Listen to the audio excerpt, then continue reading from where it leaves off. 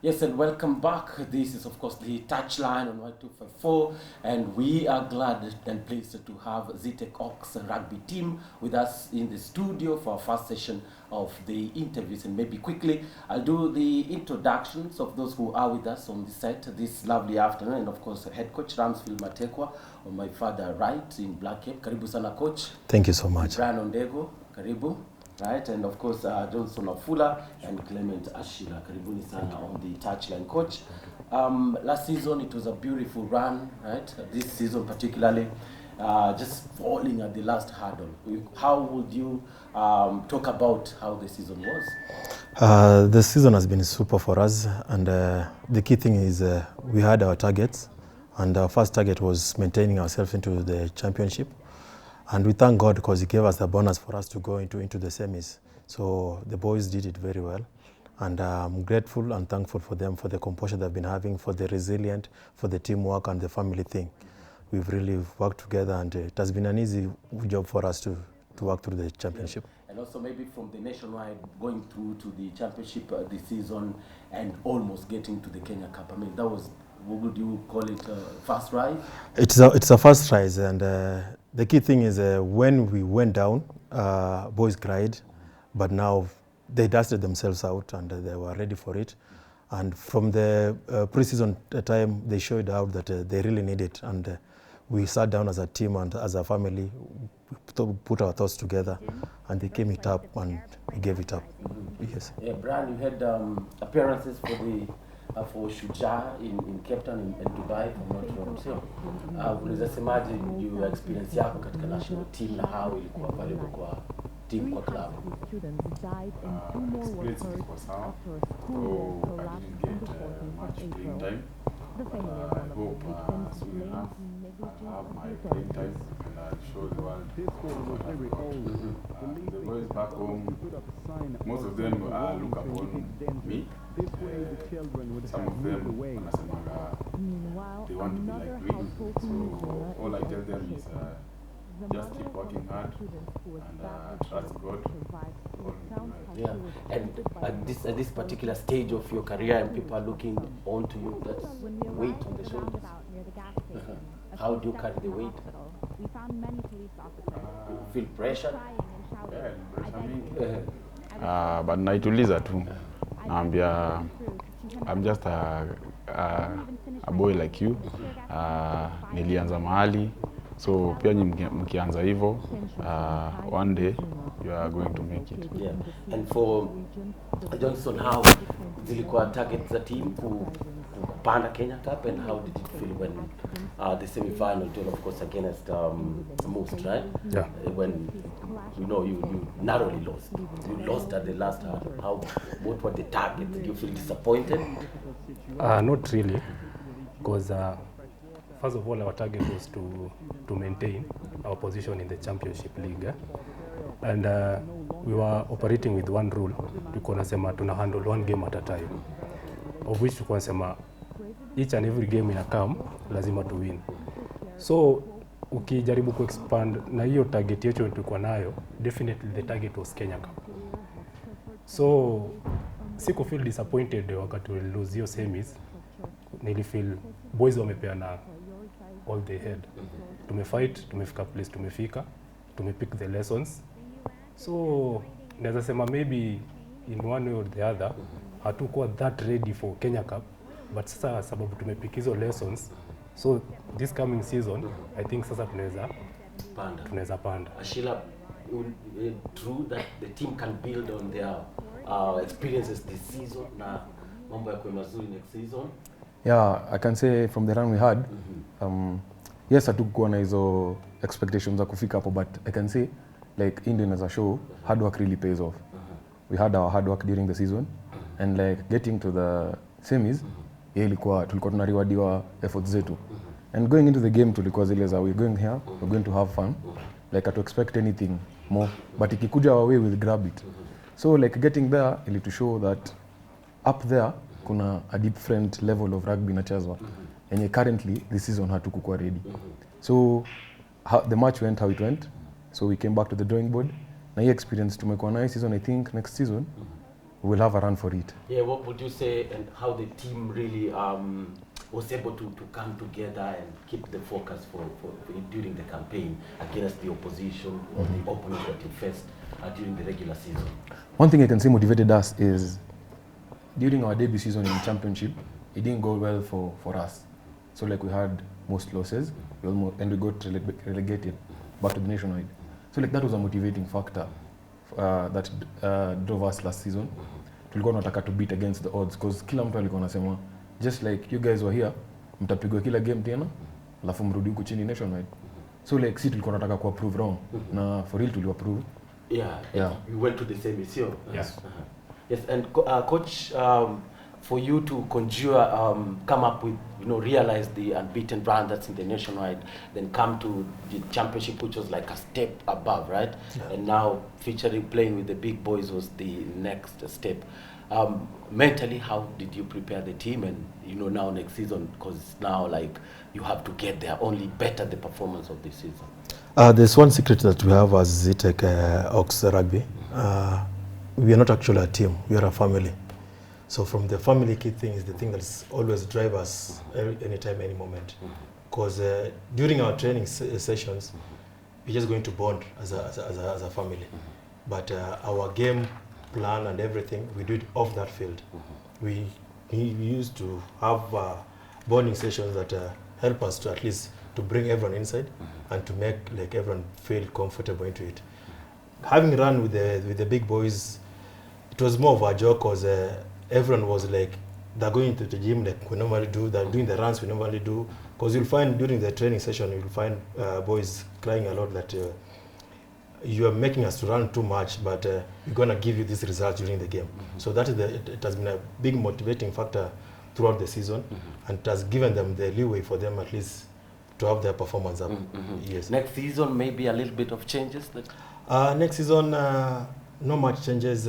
What we just really need to do is to create a big family now and to give a chance to like everyone, because right now we're having a big number of players who are in, and most of them also showing up a good game to their side.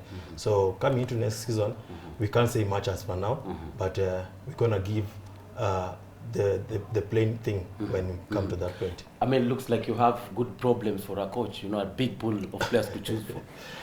It has been a norm for me because back in the years when I used to coach main machine, I used to have also a big number of players, and for me that's my happiness. Because what you normally do is you get the players on the field and you make them challenge themselves. So from that challenge, that's the moment you pick the players who are ready to play for the weekend. Brian, how do you, in that competitive field, how do you maintain or retain your position?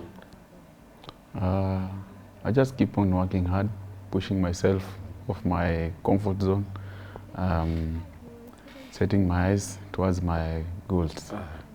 Yeah, and maybe during the regular campaign in the championship, at what point did you feel like now as a team we were clicking and we had the belief, or the team had more belief?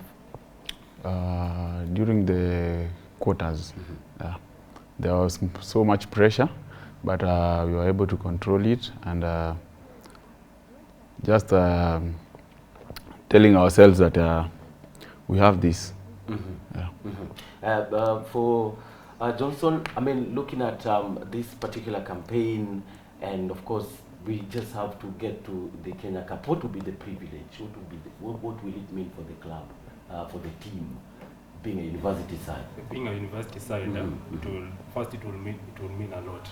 Then second, we'll have a more pool of players exposed to the Kenya Rugby, maybe the 15th side or the Kenya 7th side. We'll have more players being chosen to go and represent the country. Because now, playing the championship side, there's no much scouting that is being done in that level. So much scouting is done in the Kenya Cup clubs.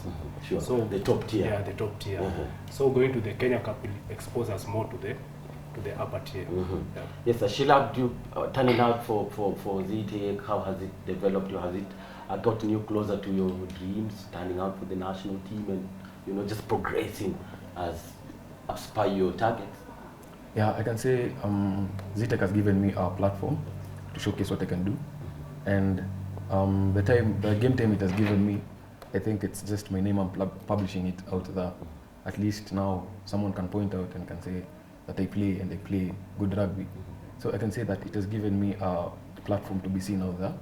Yeah, and yes. Yeah. And maybe as a player, do you have any that competition, maybe coming from within the team or elsewhere from some of the clubs that you played against that made you step up and, you know, take your game a notch higher, especially the championship, you know, coming from the national?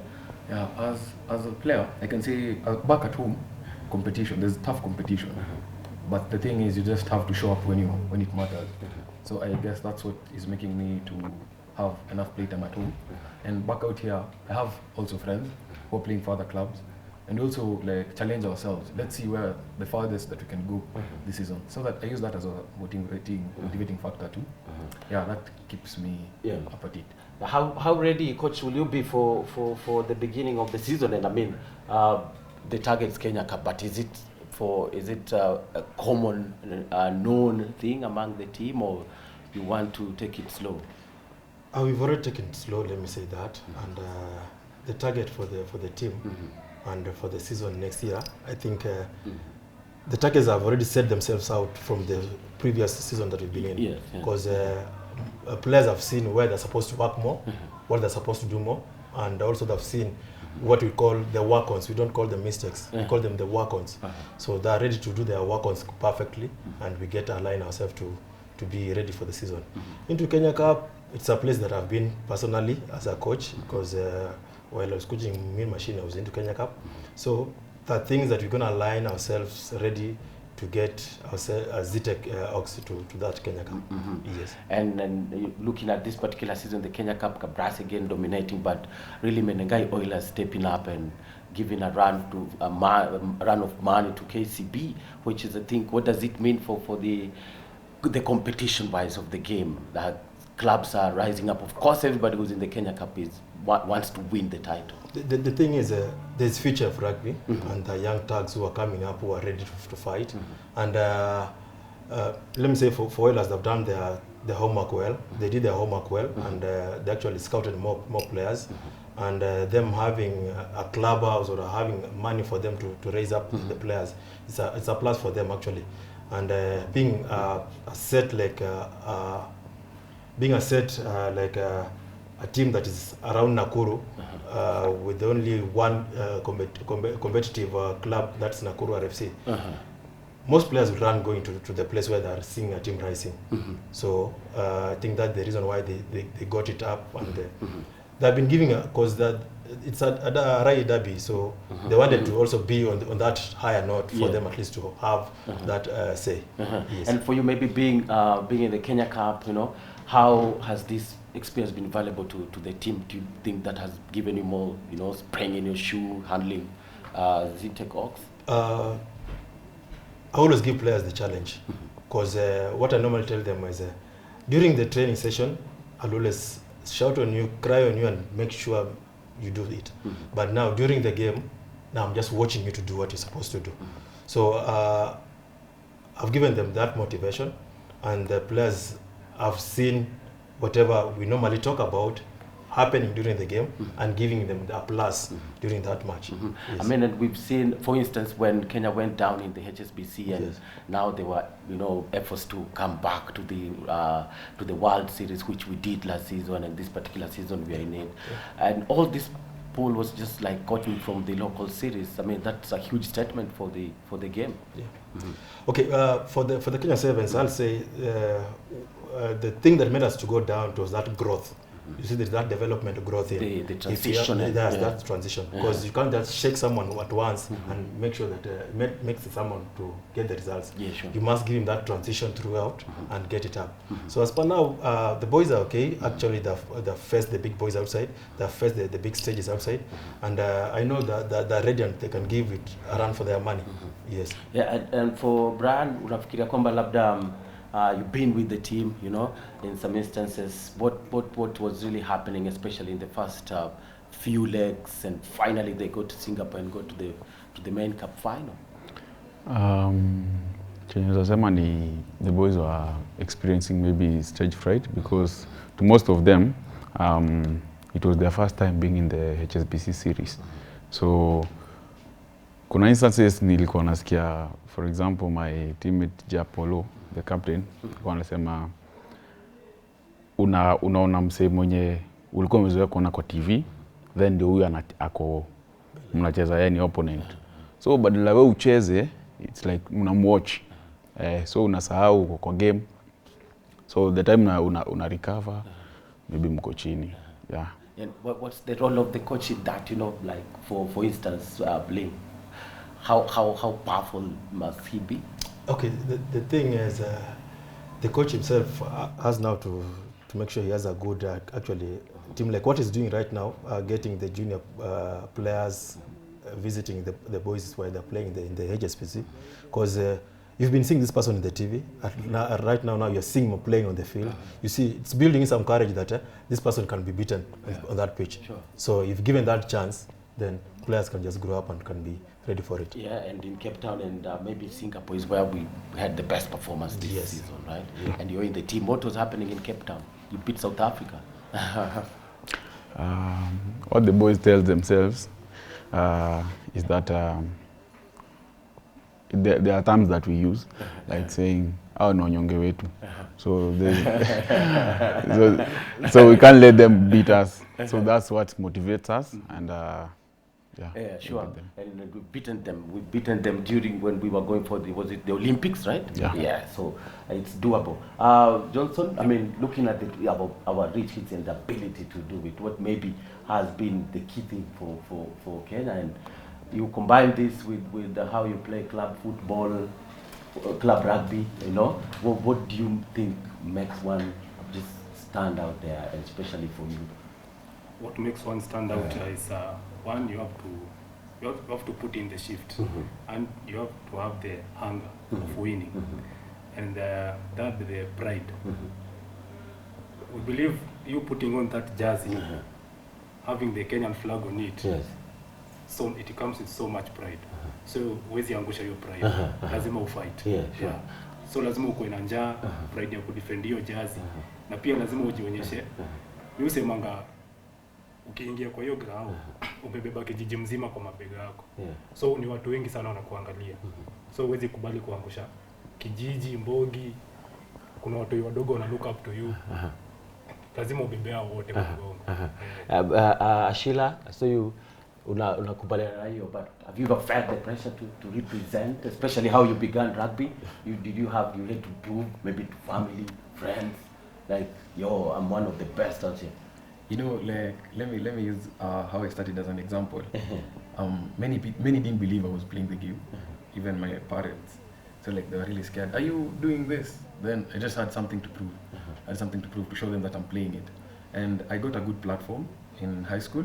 I went to Upper Hill School, so it gave me the platform to play in the bigger level by then, which was the East Africa Games.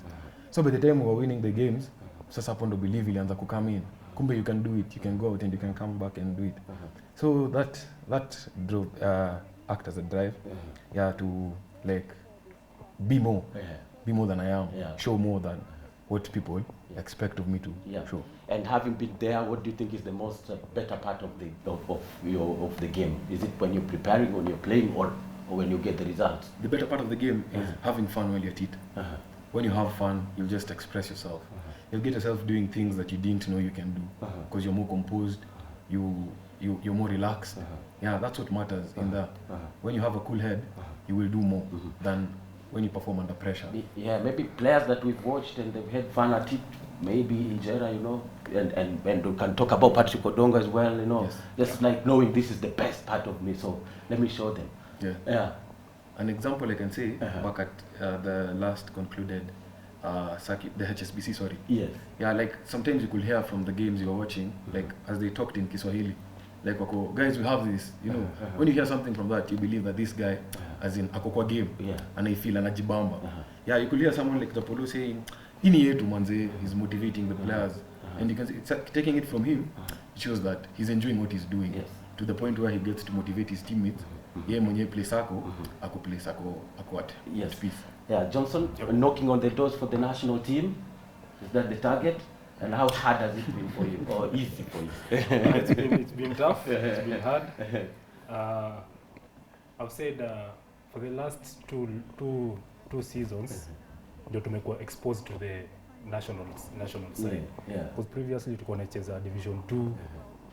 Na pale Division 2 unapata scouting pia haifanywi poa. Unless the coach keeps on posting your name. So unapata the times tumekuja tukacheza tukapanda tukaenda Division 1, hiyo ndio time tumepata exposure fiti sana. And tumepata one of us hapa akapata call up Brano Ndego. What does it mean for the team? It means a lot. Pia inakuja kama challenge to the others upcoming, both the juniors and the seniors pia wenye wanataka kuitwa kwa national team. Inakupatia ile mfu ya ku work extra hard. Ukue kama Brano Ndego ama more than Brano Ndego, pia sisi wote tupate hiyo call up. Itakuwa poa sana ukisikia tuko kama watu kaa saba wa Zetech pale Kenya Sevens, tuko camp train. Itakuwa feeling moja fiti sana. That'll be awesome, and I think you're heading there, especially with Ramsfield. He's smiling. I mean, it's possible, right? It's very possible. Yeah, sure. Because I'll say for Brian Ndego, it has been a long journey for him, and I just thank God because he believed. Because since the age he was at 12 when he was going for UK to represent the country, he came back, he pushed up, he had an injury, he came up, he started pushing. While at Zetech, people tried to lure him that come to a club, come to whatever, but I just told him, just believe. If you are meant to play for the national team, you're gonna do it. And actually just gave his all out. And the big challenge that I was giving the team is, there's nothing so special about the Kenya team. It's all about you yourself and how you can do it. And most of them are now setting themselves up. Yes. And I'm pretty much sure that coming this season, the Serbian circuit is coming. I'm pretty much sure that I'm going to send more numbers. Yes, and even win it, right? That because we did see how Harlequins really had their go and more belief, right? Yes. Yeah, and maybe as we wind up, for you the next season, coming season, what's your target? Are you going to recruit? Are you going to get more from the pool of the youth?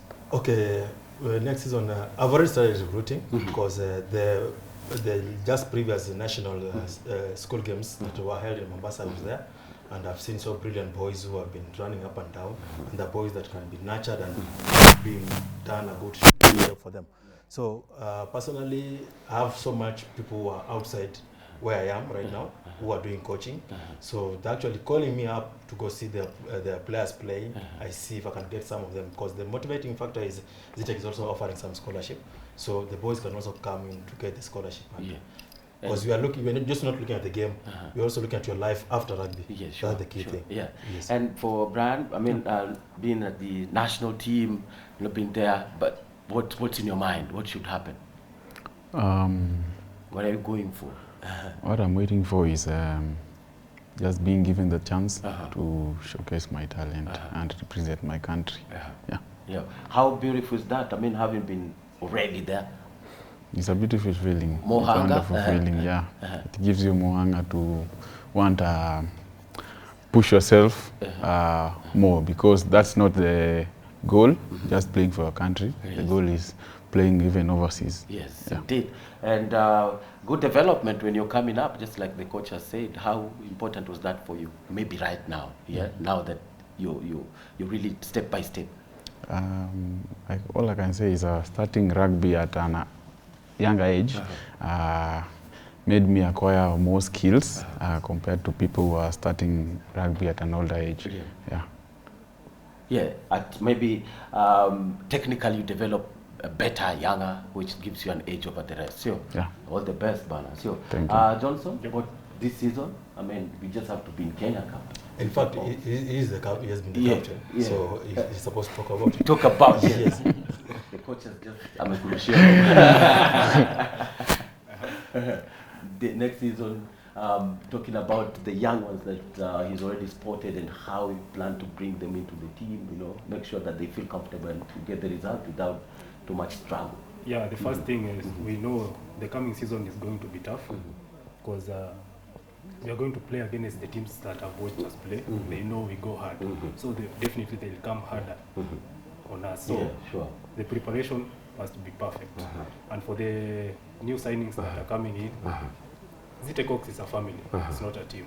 So we create an environment where we can absorb anyone from anywhere, any age, It doesn't matter you're old, younger, you're big, small, you accommodate everyone. Yes, for real.